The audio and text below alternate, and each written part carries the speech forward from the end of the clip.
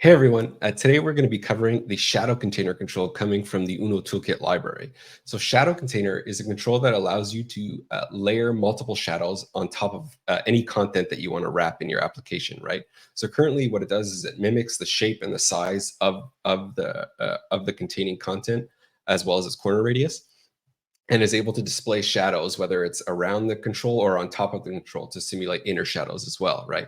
So let's go ahead and jump into a little bit of code. So the first thing you're going to want to do is, like always, you're going to want to include the Uno Toolkit library itself in your application. Right now, I'm using the material toolkit, so it comes with the material styles as well.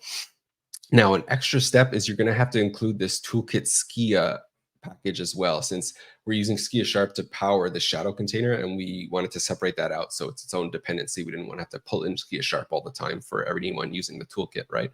So you're going to need both of these if you're going to want to play with material and the shadow container as well for the toolkit. Next up, within your app resources, same thing as usual. We're initializing your toolkit resources, or in this case, our material toolkit resources. And I have some other resources that we're going to be used within the app here. But the fun stuff is here in our main page, right? So here's where the magic is happening. And we have, within our application, we have a border here that's containing an image, and it has a certain corner radius. It has a fixed height and all that fun stuff. But you'll see that it is wrapped by this shadow container. And here we're setting the background of the shadow container to our Uno green color. But the big important thing here is this shadow collection that you can set to the shadows property of your shadow container.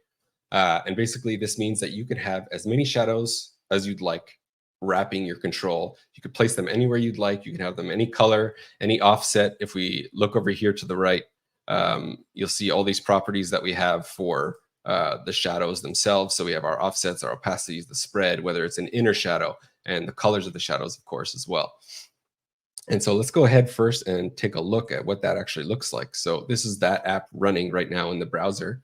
And so this is that shadow container. We have our border here with our green shadow container and our two shadows there, that one was inner and one was outer.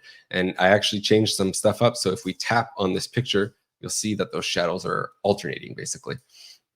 And so one of the great things, if we jump back to the code, is that you can define your shadow collections directly onto the shadows property of your shadow container, but you can also define extra shadows as resources, as static resources, right? And so basically all I'm doing is when I'm tapping on that image, I have an event set up to grab the static resource alternate shadows and swap the shadow collection within that shadow container down there.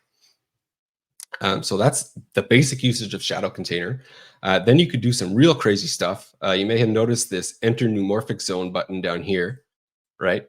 And so with this, if I hover over it and press it, you'll see it has sort of like a depressed and protruding state. So it kind of looks like it's going in and out. So I built this little control here in our neumorphic zone. So it has these neumorphic text boxes that are just styled within the application, and a neumorphic tab bar. So this is actually a toolkit control, the tab bar, based off of the material style, but edited the template to use shadow containers to play around with the selected states and stuff. So you can see that the selected option is sort of depressed into the tab bar itself. And the tab bar itself looks like it's floating on top of the control that it's sitting on top of. And it actually works, right? So if I we're changing to light and dark, and you'll see how the neumorphic controls, these are the neumorphic style of controls. I should have mentioned that.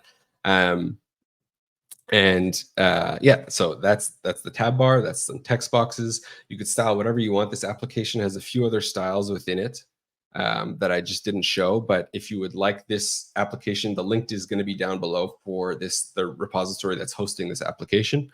But looking at these neumorphic styles here, you could see that it's just a giant resource dictionary of different shadow collections for different controls. So text box, tab bar items. And there's a whole mess of styles and everything that's using shadow container in there.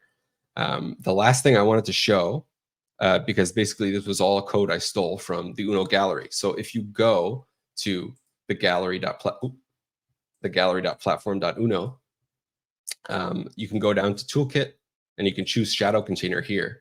And you have this nice shadow builder here. So it looks sort of similar to what we were doing. And you also have a example of many styles and different controls that you can you can use Shadow Container with to create these neumorphic styles that I was showing in our application in our neumorphic zone, right? So here's the tab bar. Here's all the different variations of the tab bar.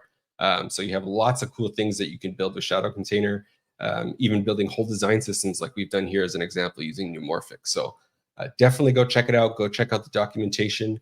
If you want to keep hearing about more tech bites, make sure to subscribe and send us something cool that you built with Shadow Container. So I hope you learned something, and I'll catch you in the next one.